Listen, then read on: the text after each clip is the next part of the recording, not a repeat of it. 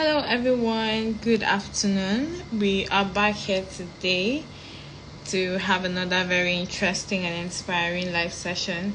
And today's topic is motherhood and transitions.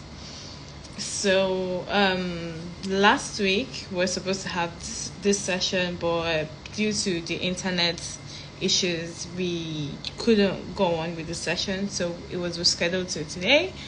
And so, we'll be okay. So we'll be talking about it today, and our guest will be joining us in a few minutes. But we had a session 2 weeks ago, and yes, we're having it again today, and that's because there is so much more to motherhood and transitions that we can talk about in 30 to 45 minutes. And 2 weeks ago, we talked about how motherhood can change your life, how mothers get lost in motherhood because it's a journey. We also talked about so many the challenges that motherhood comes with. Oh, our guest is here, so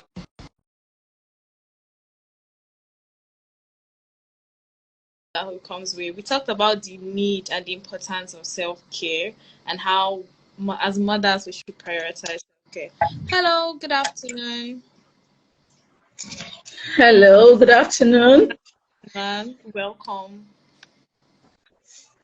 It's Glad to be here. I'm finally here. Sunday. Okay. Welcome. Good afternoon. I'm sure you were having a good day, and I'm. Can you hear me?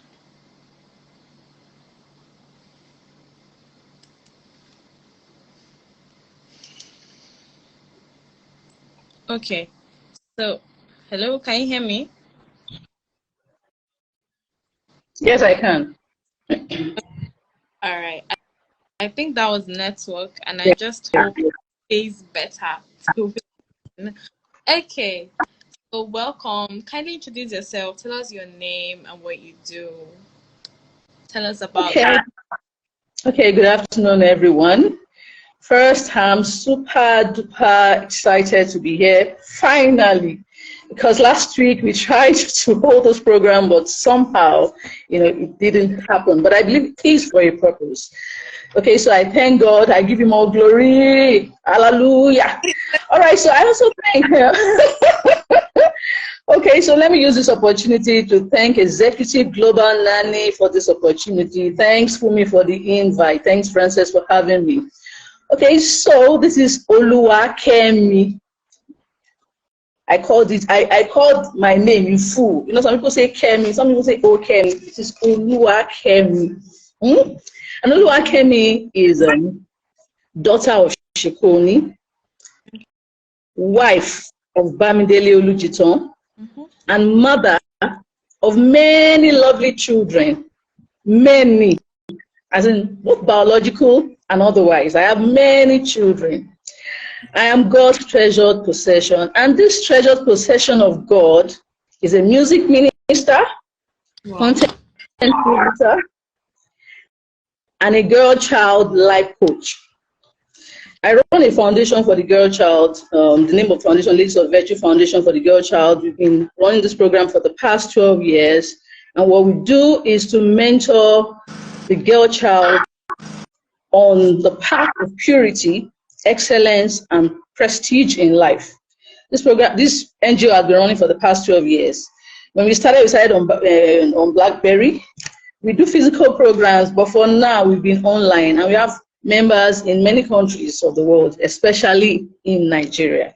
And so what I'm called to do is to nurture the girl child, to ensure that wherever she finds herself, she stands out as light in the midst of the darkness of the world. So that's Oluwakemi in brief.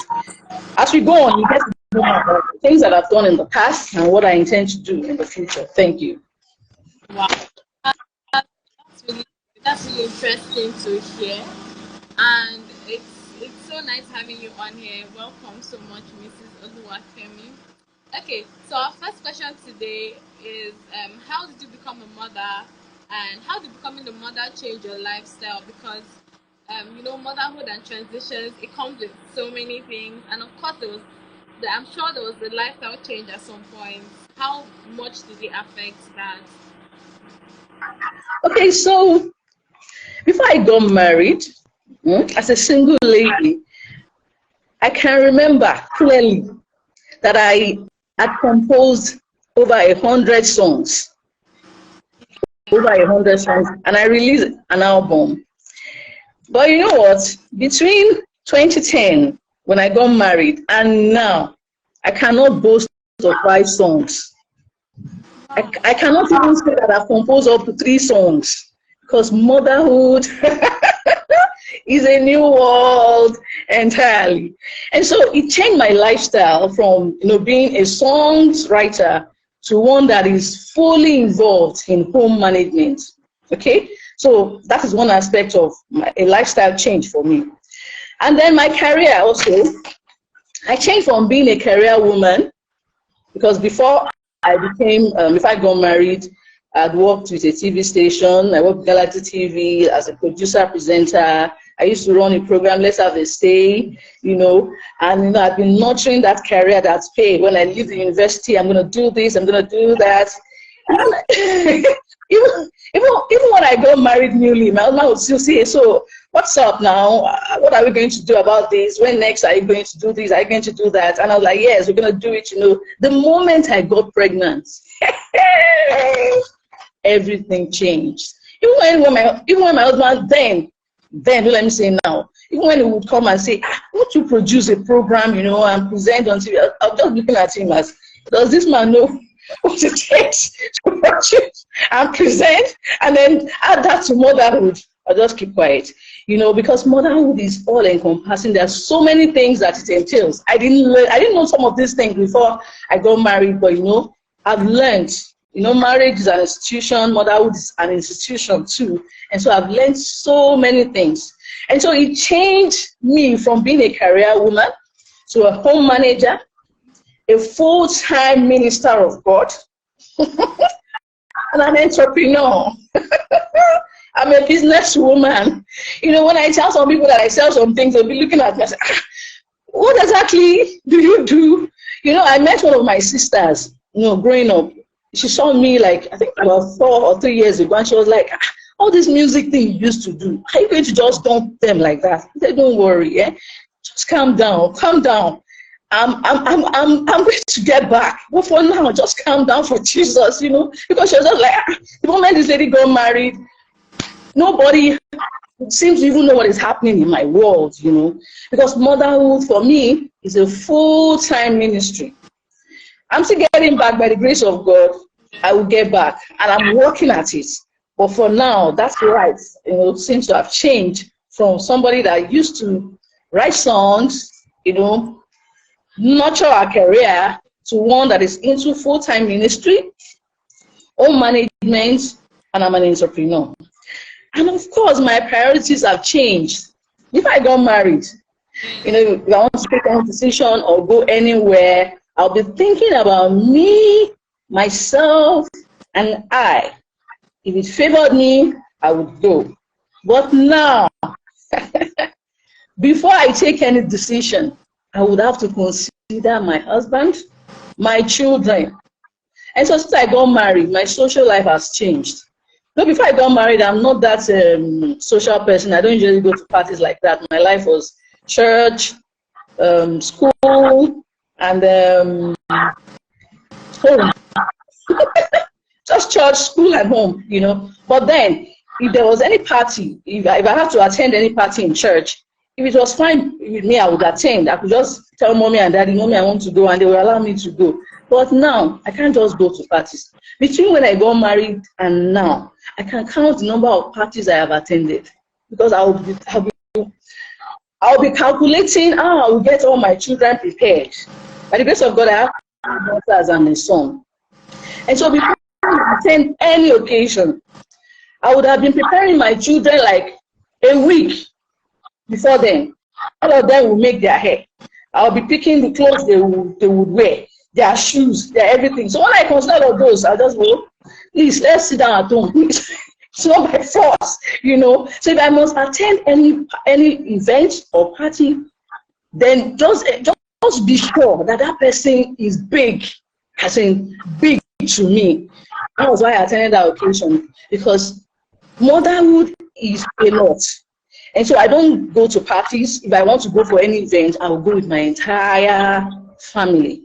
There was this hangout we did in my school, my secondary school alumni.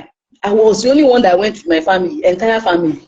But I told them, if I would come for this event, I would come with my children. I would call my husband. So my husband can be paying attention on the children while I concentrate on the event proper. But if you insist that I come alone, forget it. I won't be there. That is how my life has changed. And of course, my routine. I'm a single lady before I go married, wake up in the morning, have your quiet time. I told you I'm a full-time minister of God. And I can shock you that to do quiet time now is tough. For me, I don't know about other people, but for me, it's really tough. So sometimes, maybe when I hold my phone, I might just, go to my Bible app and then try to read some things. And then there's this message that I listen to every morning. That is what God has been using to keep me. Apart from that, once I wake up in the morning now, I wake up by 4:30, I will pray, fine. But to now read my Bible, forget it. Once it's 5 o'clock, I'm up in the kitchen, trying to prepare my children from school. From the kitchen, I'll drop them off. And while on the way, we'll be gisting, praying, talking, doing all sorts, I'll be encouraging them, telling them you can be the best, you can be this, you can be that.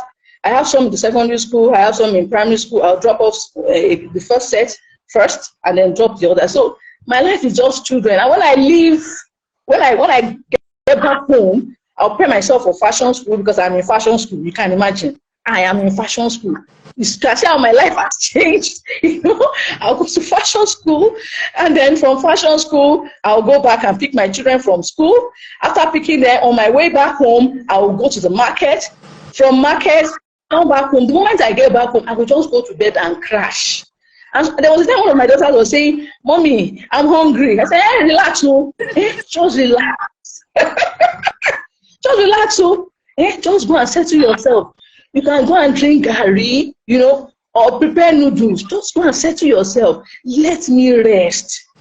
When I'm fine, when I'm comfortable, when my head comes down, then I will now go to the kitchen and cook. So you can see how my lifestyle and routines have changed. Okay, that's it. I think that is a lot of sacrifice, and you had to sacrifice so much just to keep your family, and that's just really a lot. So did you find it overwhelming? I mean, now you're looking back at it, I'm pretty sure it was a very overwhelming experience. But yes. Overcome that how are you able to maybe I know that at that time you as a personal yourself, your personal things, and how are you able to do it, like you're getting your hair done or having to do other things for yourself, like self-care. How are you able to do it during that period? Okay, the first thing I did really, I also have a mentor. Sometimes when I'm overwhelmed, I could just send a message to my mentor and say, this thing is killing me, I will not die. I will die in Jesus' name. And so he just told me to calm down. Motherhood is like an institution of learning. Just like we all go to school, to learn. And we move from one class to another. After marriage is an institution, where you get your certificates, even before you start the marriage proper. So motherhood is like a course or a subject within marriage.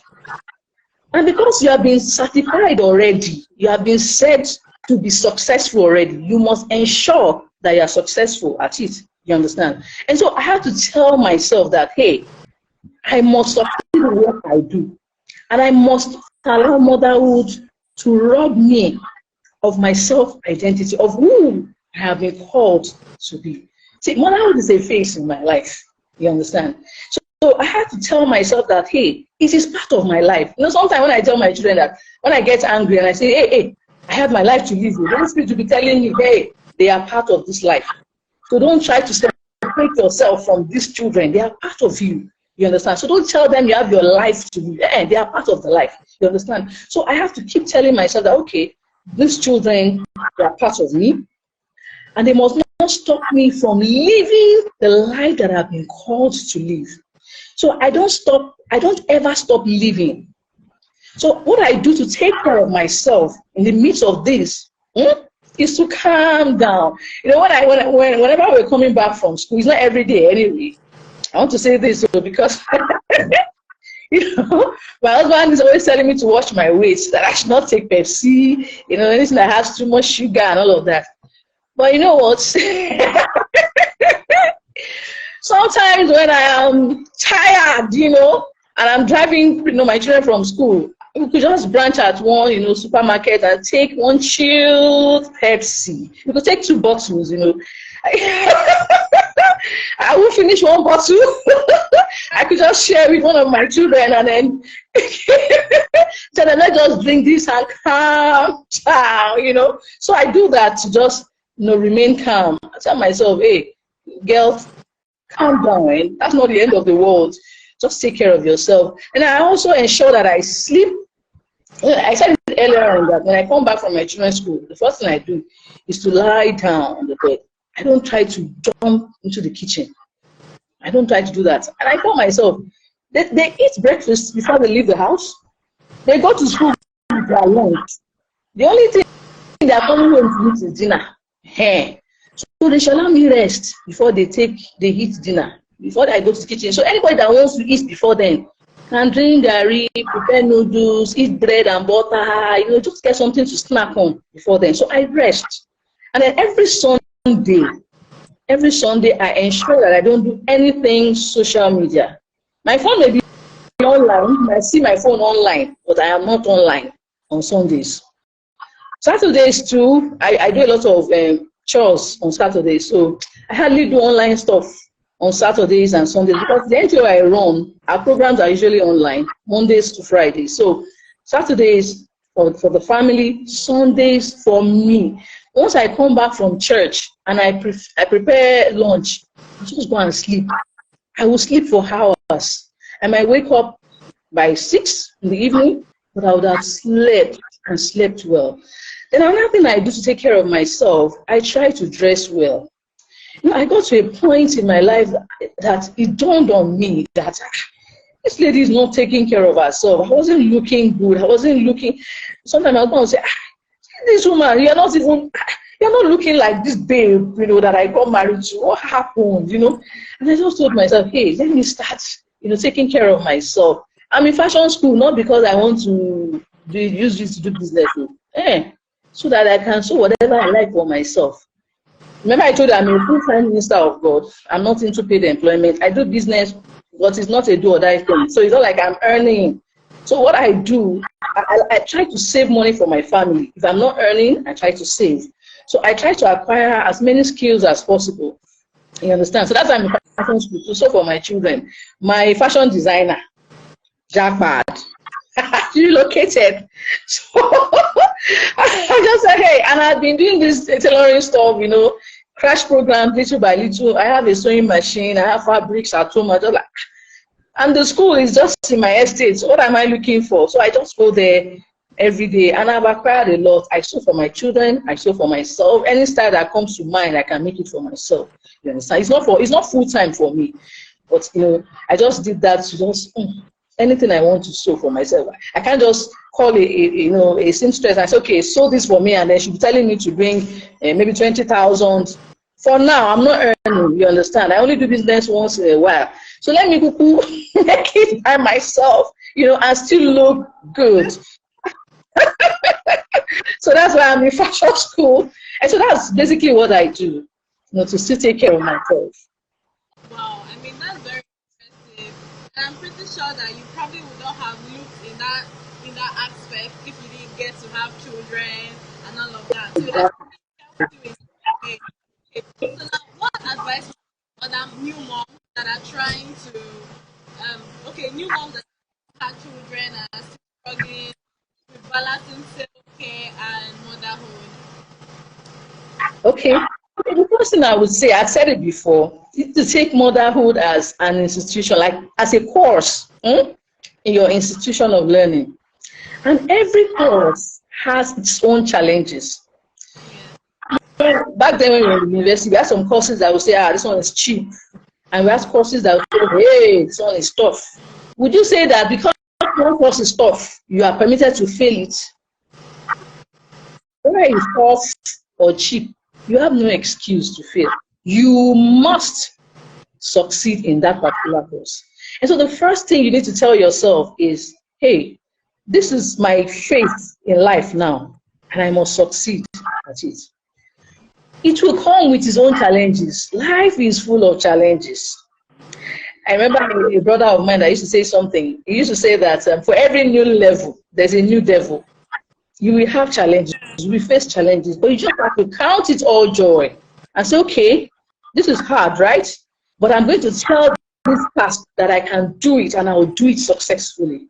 So you have to tell yourself that this is my new phase in life, and I must succeed at it. I must do it, and I must do it well. I must handle it well. And so what you need to do is you need to speak with people that have gone through this journey before and ask them how they did it. There are certain things that you need to learn by yourself. There are certain things that you will learn by yourself. Experience, they say, is the best teacher. But it's always better you learn from others first before you now discover your own. When I had my first baby, people used to advise me then that whenever my baby was sleeping in the afternoon, that I should also sleep, so that when she wakes up in the night, I will also be awake. And what I realized was that whenever she was sleeping in the afternoon, I would quickly get up to do my chores, to clean the house, to do things that I probably, did not do in the morning. And then so whenever I was ready to attend to her, to sleep, was when she would now wake up. You understand? So I have no choice but to still attend to her. I remember the night, the night that I decided to sleep, and my baby said, "Mommy, I am awake and I want to play." Frances, I cried that night too. I cried as in tears, because my husband left that room. He left that room to another room. He said, "I'm going to work the following day, so I'm sorry." After carrying her, playing small, just said, "Well, take the baby." He went to the next room to sleep. I was so sleepy, but I could not sleep. I was having a headache. And she opened her eyes wide open. I tried to sleep. She will cry. And I carried her. I could do that and all that. Eventually, I started crying. Till 4 a.m., I was awake. And I was like, these people said I should sleep in it. I don't know how I conquered that.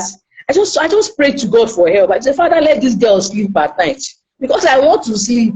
You understand? So you have to, of course, seek the counsel of people that have gone through this before. There are things you will discover by yourself, and of course you have to pray to God for help, because everybody's story is not exactly the same. Yes, people will advise you, but there are things that are peculiar to you. Thank God I have 5 children now, and the story is not the same. I've had babies that they will sleep. My son will sleep well in the afternoon and sleep well at night. Just give him food, feed him well. He will sleep. If he wakes up, just breastfeed and he will sleep. He will not put his eye wide and say, "I want to play."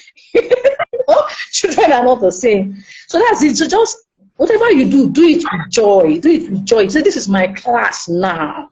I'm a senior." When you are in a 100 level, what you will be doing will be different from when you're writing projects. When you're writing your final year project. Hey, it comes with a lot of challenges, but you have to tell yourself, when I'm through, I can post and say, "Now I'm a graduate," So just do it with confidence and boldness, knowing that by the time you are through with this hurdle, hey, you have achieved something. Okay, so that's my advice. Thank you. Okay, so you talked about the struggles you went through, like trying to keep balance, everything. So did you have any support system? Did you get a nanny? Was there anybody around to help? Because I know that right now we have support groups where new moms or mothers can actually join. So you get to share your struggles with other mothers, other women that understand. So did you have any support group like that? Or did you get a nanny? Did you get help? How did you do it? Okay, when I had my first baby, We used to have an elder in our church back then when I was in the north.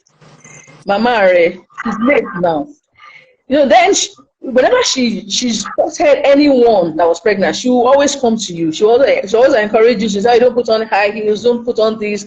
So the moment you have your baby, it's fine. Your husband that will call her and tell her that my wife has been delivered of a baby, and she will come straight to the hospital. She did that for many of us, such that they knew her in the hospital. When she got there and said, my daughter has just given me, they said, which daughter? Is it only you? How many daughters do you have? I know this woman was the one that went to the market for me. I was in the north. My parents were not there. My mother was not there. It took my mother almost 2 days before she got to the north. So she went to the market. She bought all the things that I needed. You know, this massaging they do for the tummy, on a woman's tummy. She did it for me.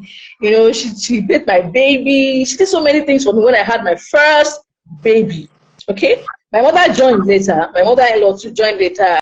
I was doing honeymoon. It was honeymoon period for me for like 3 weeks. When they left, being my first baby, my husband did so much for me. He would go to the market for me. It was so supportive. Being my first child. But you know, by the time we moved to Lagos, you know, Lagos and its hustles now, things changed.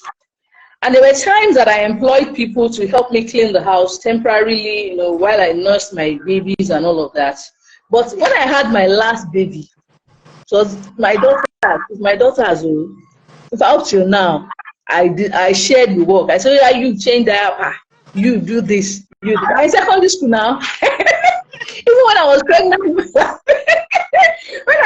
my last baby, sometimes I'll just relax on the bed and say, please cook noodles for me. Go and boil meat. Go and do this. And they will do it. Sometimes they complain, but you know, it's part of the training. So when I just had my first baby, I had people around me to help. But now that my first daughter will soon be 13, I've trained them to be supportive. So that is what I do.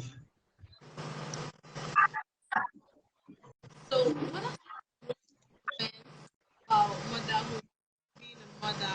You know, what are some very got to face some hard times? But what are some moments that, you know, when you look back on, you just face? I didn't get that. Please come again. Yeah, looking back, what can you tell us like a rewarding moment where you, I mean, despite the struggle and everything, when you look back, you just smile because it was worth it. Okay, sometimes my husband would say, okay, we used to say, there are ways children pronounce words, you know, when they just start learning to talk, you know.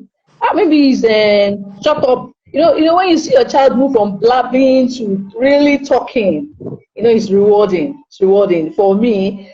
And another thing I noticed about my children was that whenever, when they were growing up, when they were very little, they usually come home with the most well-behaved awards.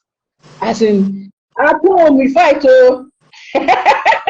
Sometimes when they do some things at home, I say, who gave you most well-behaved in church or in school? See what you're doing here, you know, but at least when they go out, they are well-behaved for me. It's rewarding. And then when we get back home, you know, we can keep, you know, training ourselves, you know, counseling and all of that. That is rewarding for me too. And of course, academically, they are doing well. So for me, it's rewarding. That's a question section, and the question says, at what age did you start introducing house chores to your girls?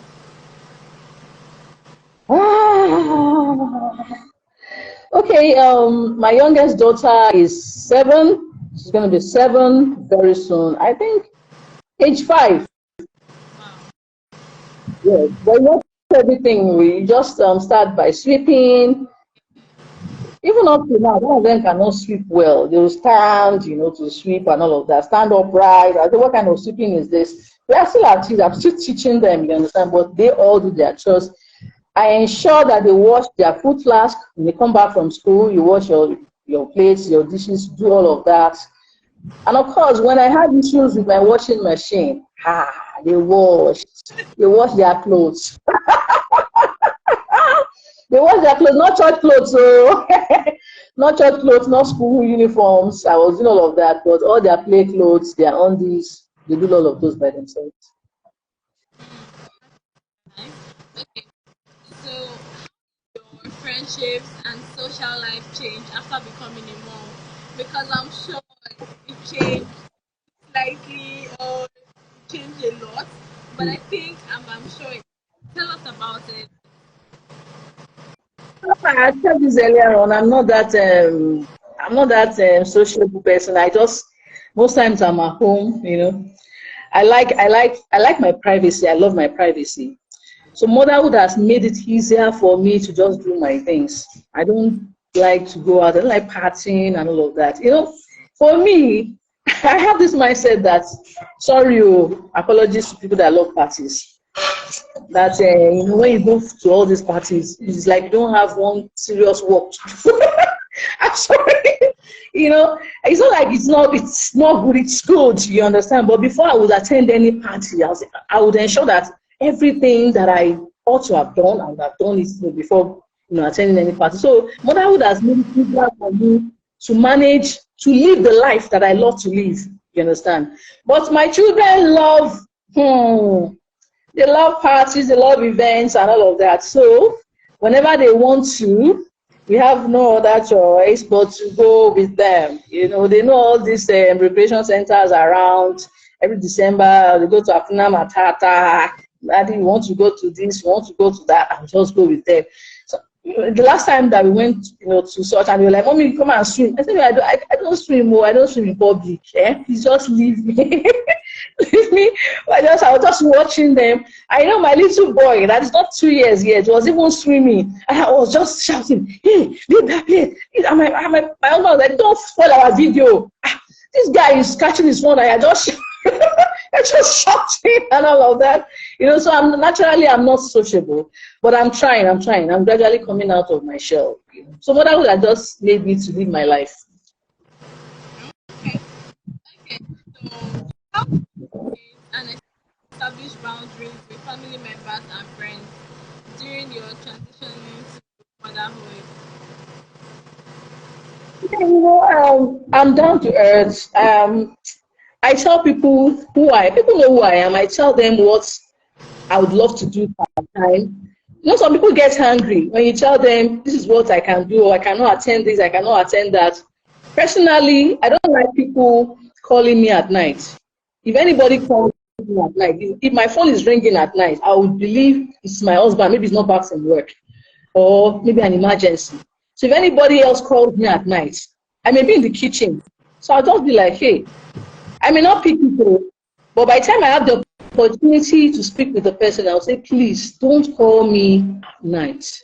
Don't call me at night. If you're going to call me, please call me anytime from this and that. If you call me in the morning, hey, when I'm trying to get my children set for school, even if my parents call me, sometimes I'll be driving and they are calling.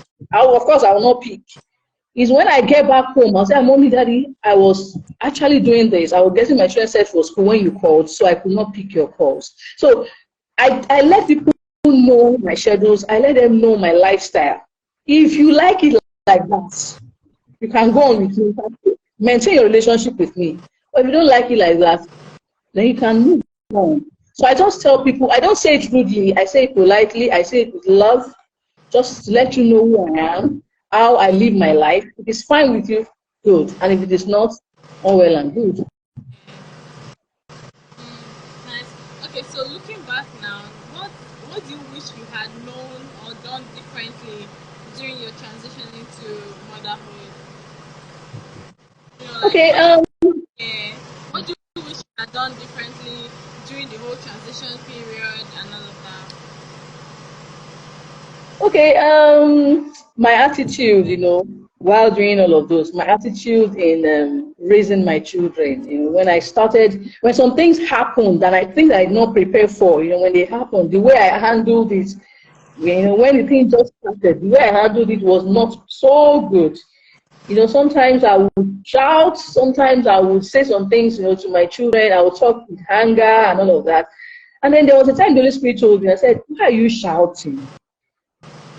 All these things that you are trying to make them know, these are things that you learned over the years. You learned them, it took you over 40 years to learn some of these things. And then you expect them to now learn everything within how many years? You understand? So my attitude to some of these things, when I started, I wish I had learned earlier on to handle them with love. Now I'm practicing that with my baby boy now. Because I've learned that it's not by shouting, by being unnecessarily hard. Yes, you can be strict, but being unnecessarily hard. And my choice of words too. Sometimes when my daughter says something, I say, please don't say it. What you don't want him to say, please don't say it to him. Because once you say it to him, you are teaching him to use those words too. So I'm also learning, I'm still at it, I'm in an institution and I'm still learning, But what I wish I had done better was to have handled this with love and joy, and not to get unnecessarily angry when I see the result that is not what I actually expected then.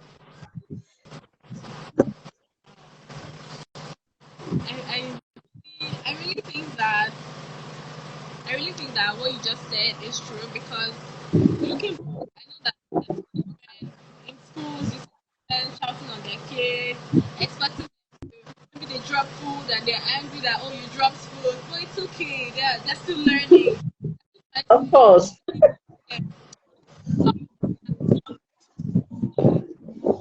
And I don't know if you have any other questions in the comments, but we're out of questions on my end. But then this was very insightful, and I really appreciate everything that we talked about. I really appreciate everything that we just talked about, because Okay. I'm pretty sure that the people that joined us on this live have also learned a lot. So thank you for coming on here today and talking to us about your experience. You're welcome. Thanks for having me. Hope to have you again sometime. Yeah, Thank I'll be glad to you. come. Enjoy the rest of your day. And you too. All right, bye. Bye. Yeah, bye.